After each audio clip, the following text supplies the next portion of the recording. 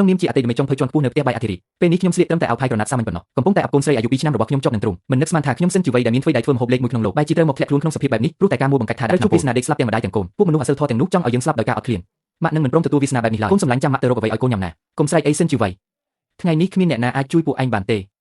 េបើគ្មានអាហារអ្នកទាំងពីរត្រូវតែអត់ឃ្លានស្លាប់ហើយក៏ស្លាប់នៅទីនេះទៅចុះម៉ាក់នឹងទៅអង្វរអ្នកគ្រប់គ្រងផ្ទះបាយឲ្យខ្ញុំដួលបោកនឹងកម្រាលអត់ដល់លងនៅលើផ្ទៃដីនៃអគារនេះជុំវិញខ្លួនខ្ញុំសុទ្ធតែជាផ្ទះបាយទំនើបដ៏ធំនិងត្រជាក់ស្រេកមានចង្ក្រានហ្គាសធំជាច្រើនតម្រង់ជួរគ្នាកំពុងបញ្ចេញអណ្ដាតភ្លើងពណ៌ខៀវយ៉ាងស្រទអគ្គិសនីនិងម៉ាស៊ីនកែច្នៃអាហារផ្សេងបញ្ចេញសំឡេងក្រហមអឹងកងដូចបិសាចនេះជាកន្លែងណាទុកខ្លាយជាប្រាក់ទាំងនេះមិនមានភាពមិនបរិសុទ្ធសោះគ្រឿងប្រាក់ដ៏ល្អបំផុតក្នុងរាជវង្សជីនក៏មិនភ្លឺដល់ថ្នាក់នេះដែរឬមួយខ្ញុំចូលដល់នរកទៅហើយអ្នកណាគេអត់មានភ្នែកទេអ្នកណាគេនឹងអ្នកជាកម្មករបណ្ដោះអាសន្នមកលាងចានថ្ងៃនេះមែនទេមិនក៏ស្លៀកពាក់ដូចអ្នកសុំទានយ៉ាងនេះមិនអីទេមកដល់ហើយឆាប់ទៅធ្វើការទៅលាងចានអាចបានអាហារហូបទេនិយាយផ្ដេសផ្ដាស់សន្តាគារផ្កាយ5របស់យើងមិនអាចកាត់បន្ថយអាហារបុគ្គលិករបស់អ្នកបានទេឲ្យតែមានអាហារខ្ញុំនឹងធ្វើខ្ញុំអាចធ្វើអ្វីក៏បានឆេនធាត់នេះហើយជាកម្មករបណ្ដោះអាសន្នដែលអញរកបាទក្លិនអ្នកក៏ឈ្ងុយកុំធ្វើឲ្យខ្វះកម្រាលឥតសន្តាគារហាលធានរបស់យើងអីភ្ញៀវកិត្តិយសថ្ងៃនេះជាមហាសេដ្ឋីប្រចាំក្រុងជាងឆឹងបើមានកំហុសបន្តិចបន្តួចឯងនិងខ្ញុំត្រូវវេចអីវ៉ាន់ចេញទាំងអស់គ្នាលោកគ្រប់គ្រងលោកកុំបារម្ភអីក្មេងនេះមើលទៅពិតជាឧស្សាហ៍ណាស់ដៃជើងរហ័សរហួនឲ្យនាងលាងចាននៅខាងក្រោយទៅមិនប៉ះពាល់ដល់ភ្ញៀវកិត្តិយសទេធ្វើការឲ្យលឿនឡើងចាននៅទីនេះពិតជាម៉ត់រលោងហើយស្រាលដល់ថ្នាក់នេះវាប្រណិតជាងគ្រឿងសេរ៉ាមិចដែលគេថ្វាយក្នុងរាជវាំងទៅទៀតតែពួកគេបែរជាយកវាមកកោទុកចោលដូចរបស់ឥតតម្លៃទៅវិញសួយម៉ាក់នឹងរកកំហូបឲ្យកូនរួចនឹងត្រឡប់ទៅជួយកូនវិញភ្ញាក់ហើយនាងនេះពិតជាប្លែកមែនមកលាងចានសោះបែរជាឃ្លានរហូតដល់សន្លប់បាត់ញ៉ាំទៅនេះវាសមនេះមិនមានប្រើគ្រឿងផ្សំអីបន្តិចសោះតែបែរជាអាចបញ្ចេញរសជាតិឆ្ងាញ់បានដល់កម្រិតនេះវាជាកន្លែងអស្ចារ្យអ្វីទៅកុំនិយាយច្រើននេះគឺជាសម្ព័ន្ធរូបមន្តសម្ងាត់របស់សន្តាគារហាត់ធានយើងខ្ញុំពិតជាអស់ពាក្យនឹងនិយាយមែនលោកមេចុងផៅលីហើយអ្វីបានជាអ្នកកាត់ដៃខ្លួនឯងចំពេលនេះអំបញ្ញមិញខ្ញុំកាត់ទឹកកកចម្លាក់ហើយវាកំបិតមុតដាច់ដៃខ្លាំងណាស់ឥឡូវនេះសូម្បីតែកាន់កំបិតក៏មិនកាត់ចប់ហើយមហូបតៅហ៊ូហសៃសុតនេះត្រូវការកាត់ឲ្យល្អដូចសក់ហើយចាំខ្លួនជាងឈឹងទាំងមូលមានតែអ្នកម្នាក់ប៉ុណ្ណោះដែលចេះស្នាដៃកំបិតខ្ញុំទៅរកមេចុងភើពីណាមកជំនួសអ្នកតៅហ៊ូហសៃសុតមែនទេតៅហ៊ូហសៃសុតតើវាមិនមែនជាមហូបសម្រាប់ការប្រឡងចូលសម្រាប់អ្នកថ្មីនៅផ្ទះបាយអធិរាជសម័យចិនមែនទេមហូបនេះខ្ញុំអាចសាកល្បងបាននាងចង់សាកល្បងនាងគ្រាន់តែជាកម្មករក្រៅម៉ោងដែលលាងចានមិនស្អាតផងនាងកំពុងលេងសើចនឹងខ្ញុំមែនទេពិតជាមិនស្គាល់មេឃមិនស្គាល់ដីមែនតើនាងដឹងទេថាអ្វីទៅជាស្នាដៃកំបិតជាមហូបភូមិយ៉ាងលំដាប់ខ្ពស់ណាស់នាងស្មានថាកំពុងហាន់ដំឡូងនៅផ្ទះនាងឈួតហើយនេះមិនមែនជារឿងលេងសើចទេណាបើធ្វើខូចការគឺចប់ហើយឆាប់ថយក្រោយទៅប្រឈមមុខនឹងការមើលងាយនឹងការគៀបសង្កត់ដល់ត្រជាក់ខ្ញុំនៅតែរក្សាភាពស្ងប់ស្ងាត់ហើយដើរទៅរកកំបិតចុងភៅយឺតខ្ញុំចាប់កាន់វាដែលធ្វើកំបិតនេះពិតជាលើសពីកំបិតដៃថែបដ៏មុតបំផុតនៅក្នុងវាំងទៅទៀតមានអាវុធដ៏មុតស្រួចនៅក្នុងដៃបែបនេះតើត្រូវបារម្ភពីរឿងកាប់ហាន់ទៀតឬឈួតហើយពិតជាឈួតមែនទែនសន្តិសុខមកទៅណាអស់ហើយមកហើយយកស្រីឈួតមកពីណាក៏មិនដឹងតែរត់មកពីណាអូក្បាលវាចេញទៅក្រៅភ្លាមប៉ះពាល់ដល់ពិធីជប់លៀងរបស់មហាសេដ្ឋីក្រុងតើអ្នកណាម្នាក់ក្នុងចំណោមពួកឯងហ៊ានទទួលខុសត្រូវឈប់សិនដៃរបស់គាត់មិនអាចធ្វើការបានទៀតទេឥឡូវសល់ពេលតែ1/4នៃ1ម៉ោងទៀតនឹងដល់ពេលលើកម្ហូបក្រៅពីខ្ញុំតើពួកអ្នកនៅមានជំរឿផ្សេងទៀតដែរឬទេឯ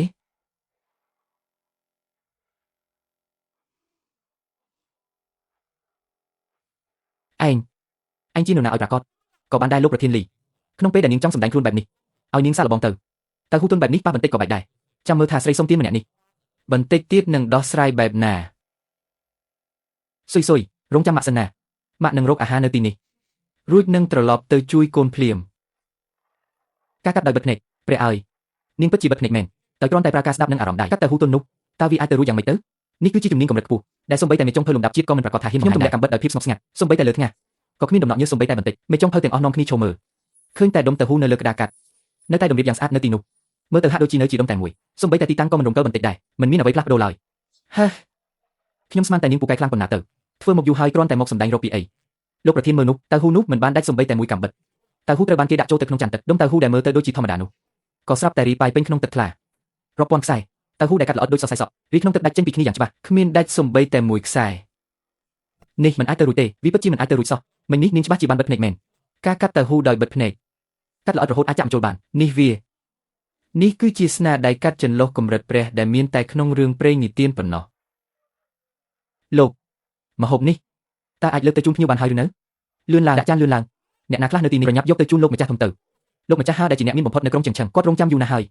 សួយចាំម៉ាក់យកអាហារទៅឲ្យកូនម៉ាក់នឹងទៅជួយកូនភ្លាមឃើញភាពភ័យខ្លាចក្នុងកែវភ្នែករបស់ពួកចុងភើសម្ដែងពីលើនេះចំណេះដឹងពីផ្ទះបាយអធិរាជនៃរាជវង្សតាំងទោះឆ្លងកាត់រាប់ពាន់ឆ្នាំមកដល់សម័យទំនើបនេះក៏ដោយវានៅតែជាស្នាដៃដ៏អស្ចារ្យដដែលនាងតូចមិនធម្មតាមែនស្នាដៃកំបិតនេះធ្វើឲ្យចុងភើលីរបស់យើងចាញ់ដាច់តែម្ដងបងឈិនចុះអាហារដែលសញ្ញាទុកកាលពីមុននោះអូខ្ញុំភ្លេចនេះ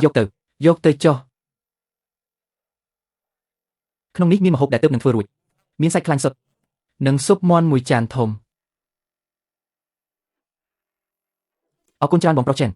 សម្លឹងមើលសាច់ខ្លាញ់ស្រក់ខ្លាញ់នៅក្នុងដៃចិត្តរបស់ខ្ញុំទីបំផុតក៏ស្ងប់បានបន្តិចសួយទៅរងទុកវេទនាយ៉ាងខ្លាំងនៅក្នុងបន្ទប់អ្នកបម្រើក្នុងសុំមួយប្រអប់នេះគឺជាថ្នាំសង្គ្រោះជីវិតរបស់បងប្រុស Chen ខ្ញុំឃើញមានអំបិលស្ដេចគេដាក់ទុកនៅជ្រុងផ្ទះបាយរបស់បងគ្រាប់របស់វាល្អិតដូចជាព្រើតើអាចលក់ឲ្យខ្ញុំខ្លះបានទេអូរឿងលក់ដូរអីទៅនោះគ្រាន់តែជាអំបិលធម្មតាដែលយើងមានដើម្បីចាំបន្តិចទៅបងនឹងដួសដាក់ថង់ឲ្យអូននេះយកទៅនេះគុណភាពល្អដំឡឹងអំបិលសម្រាប់ដង្វាយក្នុងរាជវង្សយើងក៏មិនអាចប្រៀបធៀបបានដែរជាមួយនឹងអំបិលមួយថង់នេះក្នុងភ្នែកជាអំបិលសម្រាប់កំពូលដែលមិនអាចរួមទាំងសាច់ខ្លាញ់មួយប្រអប់នេះអាចជួយឲ្យអ្នកនៅក្នុងតំបន់កំរាដែលមានចរិតមើលងាយអ្នកនាងចូលនាងទៅសម្រាប់នៅបន្ទប់រងចាំមើលមេកាលីត្រឡប់មកវិញប្រហែលជាលោកម្ចាស់ហានឹងផ្ដល់លុយរង្វាន់ឲ្យមិនតិចទេមិនបាច់ទេបងប្រុសឈឿនខ្ញុំមានការបន្ទាន់នៅផ្ទះត្រូវតែត្រឡប់ទៅវិញភ្លាមកូនសម្លាញ់ស៊ុយរបស់ម៉ែមកវិញហើយកូនត្រូវតែស៊ូឡើងរងចាំម៉ែត្រឡប់មកវិញណានាងក្មេងមិនដឹងខ្យល់យ៉ាងណាក៏ចិត្តដាច់ខ្យល់ស្លាប់ទៅហើយដែរទុកក្រដាសកញ្ចក់ចាស់នេះក៏យកទៅដុតភ្លើងបានដែរលែងដៃឲ្យឯងជប់ភ្លាមលែងកូនស្រីឯងសិនជាវៃនាងជាស្រីថោកទាបបែរជាមិនទាន់ស្លាប់ទៀតហេមិញនេះនាងទៅណាស៊ុយកូនមើលម៉ាក់នេះម៉ាក់យករបស់ញ៉ាំមកឲ្យកូនហើយឃើញសភាពស៊ុយដែលកំពុងនឹងហក់ចិត្តដាច់ខ្យល់នេះខ្ញុំស្អប់ខ្លាំងណាស់ចង់តែសម្លាប់ចៅជូស៊ីនៅហាងម្ហូបលូងចោលឲ្យបើមិនមែនព្រោះតែនាងដាក់ថ្នាំពុលតម្លាក់កូនយើងទាំងពីរក៏មិនធ្លាក់ខ្លួនដល់ថ្នាក់នេះដែរនាងចង្រៃហ៊ានដាក់ថ្នាំពុលផងហ៊ានវីអញចាំមើលអញហៅមនុស្សរបស់ចៅជូស៊ីមកវីនាងឲ្យស្លាប់លីវម៉ាម៉ាអ្នកមីងមើលនេះចុះថាវាជាអ្វីពេលដែលខ្ញុំបើកប្រអប់បាយក្នុងកញ្ចប់វីនាងក្លិនស៊ុបមាន់បែបឧស្សាហកម្មសម័យទំនើបដ៏ឈ្ងុយឆ្ងាញ់និងក្លិនខ្លាញ់ជ្រូកដ៏ក្រអូបឈ្ងុយបានសាយភាយពេញបន្ទប់បម្រើការដ៏ត្រជាក់នោះភ្លាមលីវម៉ាម៉ាបានហិតក្លិននេះដែលជាក្លិនសាច់ដ៏ឈ្ងុយឆ្ងាញ់មិនធ្លាប់មានពីមុនមកនាងបានឈប់ដើរភ្លាមនាងលេបទឹកមាត់ស្អិតដោយភាពលោភលន់នៅពេលដែលនាងឃើញថង់នោះវាសជាងអំបិលដង្វាយក្នុងព្រះបរមរាជវាំងរាប់រយដងជាអំបិលស៊ុបពីសម័យទំនើបដែលគ្មានជាតិខ្វក់អ្វីទាំងអស់នាងក៏ស្រឡាំងកាំងស្មារតីលែងដឹងខ្លួននេះជាអំបិលអ្វីបានជាស្អាតដល់ថ្នាក់នេះទោះជាអំបិលដង្វាយនៅក្នុងដំណាក់របស់ព្រះនាងដឺហ្វៃក៏ដោយក៏នៅមានលីពណ៌ខៀវខ្មៅដែរលីវម៉ាម៉ាអ្នកគឺជាឆ្កែរបស់ចៅជូស៊ីមែនទេតែចៅជូស៊ីឲ្យប្រាក់ខែអ្នកបានប៉ុន្មានទៅអំបិលសុទ្ធថង់នេះរួមទាំងសាច់ប្រអប់នេះទៀតវាច្រើនគ្រប់គ្រាន់សម្រាប់ឲ្យអ្នកទិញផ្ទះនៅក្រៅវាំងបានមួយក្នុងហើយនាងសិនមេចុងភៅសិនខ្ញុំចាស់វង្វេងហើយអំបញ្ញមិញខ្ញុំមិនបានឃើញអ្វីទាំងអស់ចាប់ពីពេលនេះទៅផ្ទះបាយនេះខ្ញុំនឹងរក្សាការសម្ងាត់នេះឲ្យអ្នកឲ្យបានជិតបំផុតល្អចង់ចាំពាក្យសម្ដីរបស់អញឲ្យល្អមនុស្សអាក្រក់ត្រូវតែគ្រប់គ្រងដោយផលប្រយោជន៍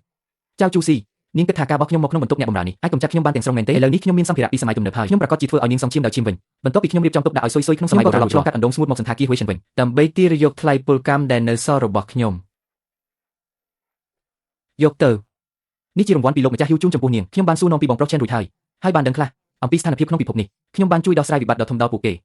ហើយអ្វីបានជារង្វាន់មានតែបន្តិចបន្តួចបែបនេះមានតែប៉ុណ្្នឹងមែនទេនាងក្មេងកំហុតចេះល្បិចច្រើនណាស់ប្រាប់ឲ្យត្រង់ចុះលោកម្ចាស់ហាបានផ្ដល់ប្រាក់រង្វាន់100,000ប៉ុន្តែវាជាស្នាដៃរបស់ខ្ញុំនិងលីវជូហ្វូអញគ្រាន់តែជាកម្មករក្រៅផ្លូវការគ្មានអត្តសញ្ញាណប័ណ្ណបាន500នឹងក៏សំណាងណាស់ទៅហើយអញលួចទៅកេងប្រាក់រង្វាន់របស់ខ្ញុំមេការសម័យទំនើបម្នាក់នេះថែមទាំងលោភលន់និងអាក្រក់ជាងពួកមន្ត្រីពុករលួយដែលកេងប្រវ័ញ្ចនារីបម្រើក្នុងរាជវង្សដាច់បើសិនជានៅក្នុងវាំងការលួចទៅកេងប្រាក់រង្វាន់របស់ព្រះមហាក្សត្រគឺត្រូវតែប្រហារជីវិតទាំងគ្រួសារកុំយកក្រសែភ្នែកបែបនេះមកសម្លឹងខ្ញុំបើចង់រស់នៅក្នុងទីក្រុងជឹងគ្រាន់តែចុះហត្ថលេខាលើកិច្ចសន្យារយៈពេលវែងនេះមកបន្ទាប់មកនៅឲ្យស្ងៀមធ្វើជាអ្នកដាំសូននៅពីក្រោយខ្នងទៅ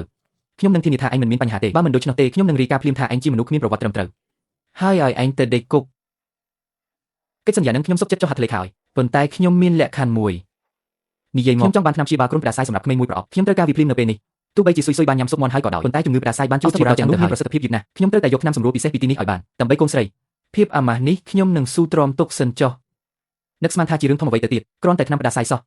បានអញចុះហត្ថលេខាលើកិច្ចសន្យាចាំបន្តិចទៀតខ្ញុំនឹងឲ្យកូនចៅទៅទិញមួយកេះឯងភ្លាមនៅក្នុងឃ្លាំងគ្រឿងទេសដ៏ស្ងាត់ជ្រងដែលមានពន្លឺស្រអាប់មេកាលីបានយកកិច្ចសន្យាដែលខ្ញុំចុះហត្ថលេខារួចដោយប្រុងប្រយ័ត្នយកទៅដាក់ក្នុងអាវរបស់គាត់នៅលើមុខរបស់គាត់បង្ហាញនៅស្នាមញញឹមដ៏សាហាវខូខើមេកាតើយើងត្រូវទុកឲ្យអ្នកដែលធ្វើម្ហូបថ្នាំមានក្លិនស្អុយនៅបន្តទៀតមែនទេមេចុងភើលីវលុតជង្គង់ចុះបើសិនជាបែបនេះទៅថ្ងៃមុខនៅសន្តាគារពួកយើងពីរនាក់នៅមានកន្លែងឈរជើងឯណាទៀតអាមនុកាតើតែបានកិច្ចសន្យានោះមកក្នុងដៃទើបវាចង់រស់ឬមកក៏មិនមែនជារឿងរបស់វានោះដែរត្រីនោះគឺជាត្រីដែលគេដឹកតាមយន្តហោះមកពីក្រៅវាមានតម្លៃថ្លៃណាស់ឥឡូវនេះវានៅរស់ក្នុងអាងចិញ្ចឹមពិសេសនៅឡើយយកទឹកថ្នាំនេះទៅចាក់ក្នុងអាងត្រីនោះទៅមុនពេលពិធីជប់លៀងថ្ងៃស្អែកចាប់ដើមត្រីទាំងនេះត្រូវតែញាប់ហើយស្អុយរលួយដល់ពេលនោះយើងនឹងទម្លាក់កំហុសនេះលើក្បាលសិនជាវៃឲ្យចិត្តតែម្ដងយល់ហើយលោកមេកាដល់ពេលនោះត្រីរស់នឹងខ្លាចជាត្រីពេលដែលលោកម្ចាស់ហោបទុកជានាងមានសមត្ថភាពខ្លាំងប៉ុណ្ណាក៏ដោយត្រូវតែរមូលខោអាវដេញចេញពីនេះដែរច្បាស់ផងថាអាចនឹងត្រូវជាប់គុកទៀតរត់នោះសម្លៀកបំពាក់សម័យនេះពិតជាចម្លែកមែនថ្នាំគ្រាប់តូចមួយនេះអាចជួយសង្គ្រោះជីវិតមនុស្សបានមេកាឡើយនឹងមេចុងភើទី2គិតថាអាចប្រាកិច្ចសន្យាអាយុជីវិតមកចង់ជើងខ្ញុំបានតែពួកគេមិនដឹងទេថាសមត្ថភាពរបស់មេចុងភើរីជវាំងដេយើងមិនមែនមានតែជំនាញកាប់ចិញ្ច្រាំប៉ុណ្ណោះទេគ្រោះថ្នាក់ហើយពិធីគូកំណើតលោកម្ចាស់ហ៊ូចិត្តចាប់ដើមហើយហើយអ្វីបានជាត្រីទាំងនោះមកអស់ទៅហើយតើនរណាជាអ្នកទទួលខុសត្រូវមើលថែគ្រឿងផ្សំនៅកណ្ដាលផ្ទះបាយកន្លែងដែលដាក់ត្រីរស់កំមកនៅក្នុងអាងត្រីដែលត្រួតពិនិត្យសេកត្រីយីយ៉ាងថ្លៃទាំងនោះពេលនេះមកអណ្ដែតផ្ងាពួកអស់ហើយមានក្លិនស្អុយត្រីងាប់ចេញមកតិចធ្វើម៉េចទៅនេះគឺវាកាលពីយប់មិញមានតែវាម្នាក់គត់ដែលនៅសល់ក្នុងផ្ទះបាយចុងក្រោយ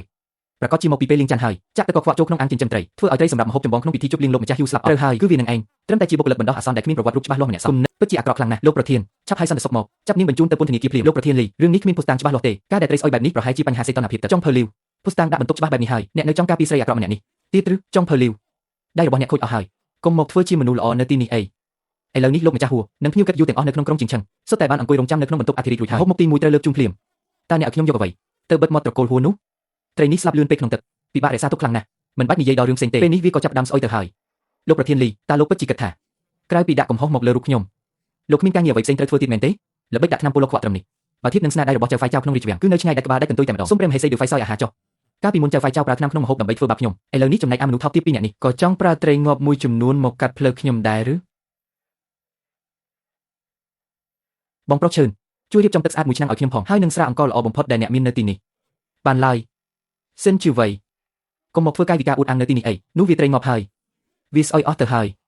តើអ្នកគិតនឹងយកវាមកធ្វើម្ហូបជូនលោកម្ចាស់ហួរមែនទេអ្នកចង់នាំគ្រោះថ្នាក់ដល់សន្តាគារហ្វាធានរបស់យើងមែនទេ